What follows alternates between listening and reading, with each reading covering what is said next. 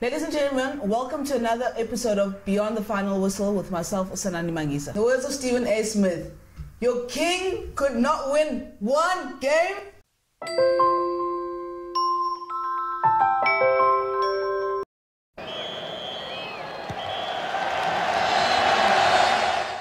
I thought that was harsh, guys. Like, LeBron was carrying, as Michelle Peter will say, a bunch of corpses into the final.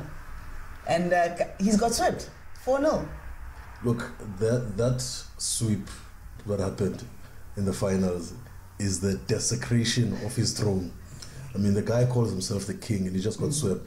I didn't see it coming. Yeah, I thought it for one. I thought LeBron had a couple of games in him, and I think what happened was the game one dysfunction, and then what happened at home in game three, LeBron gave up on his team, and the team gave up on him.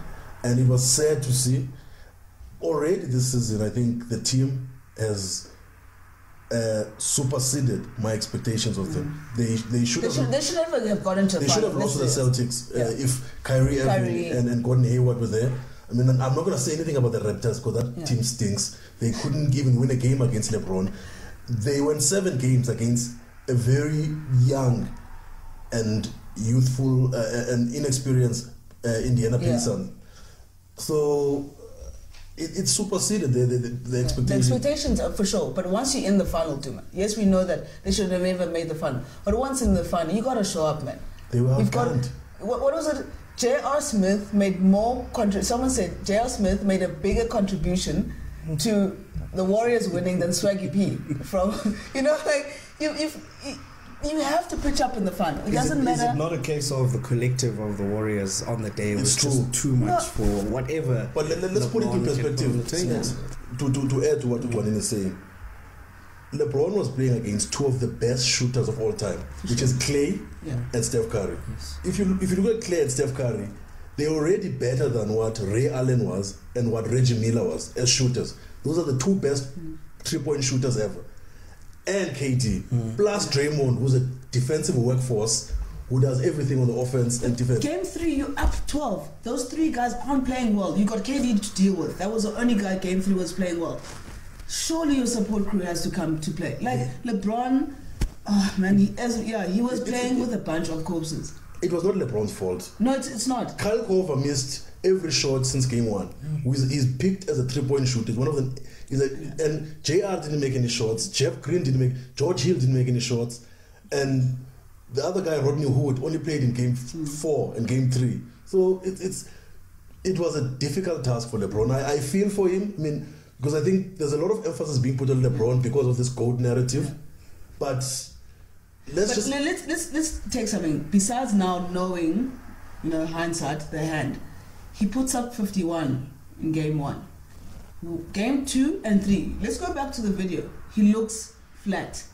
Everyone was like, is this guy tired? He looked flat game 2 and 3. So that guys feed off that. And LeBron is a guy who says, I'm pissed off now. I'll go. We come back to this arena tomorrow. We watch tape. And Friday morning we're good to go.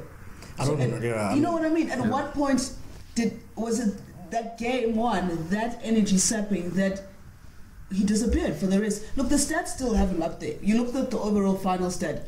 LeBron is in top 3 in all rebounds, whatever. He's there. But I'm just saying the energy he brought into game 2, 3, and 4 was not LeBron James. Do you know why he was deflated? He found out at the end of regulation that they had a timeout to give. And that ruined it for him. And that video clip went around because he says he wanted to make sure that there were no grey areas, that he asked Ty Lue into his face, did we have a timeout? LeBron knew that they had a timeout. He knew they had a timeout and he could have called the timeout. Anybody in the team, you know how timeouts work, anybody could have called the timeout. But I think what happened is, in overtime of that game 1, LeBron didn't make any shots. So that sort of ended the series for them. That was the only chance they had of being in the series, going back to Cleveland, at least 1-1. Yeah. That would have galvanized everybody. But the finding out there was a timeout and reacting like that, most leaders are supposed to say, okay, we had a timeout, let's go back and play. It's overtime. South Africa was down 24-3. And someone has to be that leader. But now I think the way we see it, we're going to have what I probably would describe as the messiest free agency period, because let's be serious. LeBron is a free agent. KD said he's staying at the Warriors, but where does LeBron James go to from now?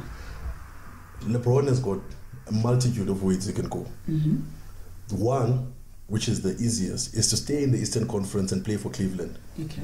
And get all the available free agents to come play with him. Build a team around him. Yeah. And the only way he has to do is to be in agreement with Dan Gilbert, who's an owner. Which feels like the relationship is just a good working relationship at the moment. It's blown hot and cold. That's it. It's just we both do what we. I'm coming to that. Yeah. The next one, he just bought a house in Brentwood next to O.J. Simpson's house, which is the posh area of LA, and his family are living there during the holidays. Yeah. That is the likely destination. The Lakers have got cap space. They've got Magic Johnson. They've got a lot of young players. If Paul George joins him in that team with Chris Paul, with all those young players there, then they've got a shout. And they've got a good coach in Luke Walton there. The Lakers are, I think, the top two destinations for me. He stays in Cleveland or he goes to LA. I want to throw in the Spurs simply because of Popovich. And the talk has been there, but we'll see what happens in the next few weeks. But you can't write that off as well, just because of where LeBron is in his career. We can't write off anything to do with LeBron. The thing is, we were shocked when he went to the Heat in 2010. And then came back. So Pop, as a basketball guy, will fit in with LeBron because the way the Spurs play basketball, the ball is shared, it's beautiful to watch. LeBron can go there, and they've got a defensive stopper in Kawhi Leonard Kawhi and LaMarcus Aldridge. So they've got the pieces that LeBron needs to win. But the problem with the Spurs is that the Western Conference is very tough. Yeah. You've got 6 teams there that can make the conference finals. Yeah, that's the thing. So for LeBron, he'll be 35 next year. He needs to be in the East. The East is still a very easy out for him because the only person he has to guard against is the Celtics and Kyrie if he's fit next year. Yeah. And there's nothing else. And the Sixers. The Sixers are still a young team with Ben Simmons. And that's all. So we'll leave it at that, ladies and gentlemen. I think the big talk of the postseason will be, where does LeBron James go? Is it Lakers? Does he stay at the Cavs? But I think that relationship with Dan Gilbert and the Cavs will have a lot to do with it.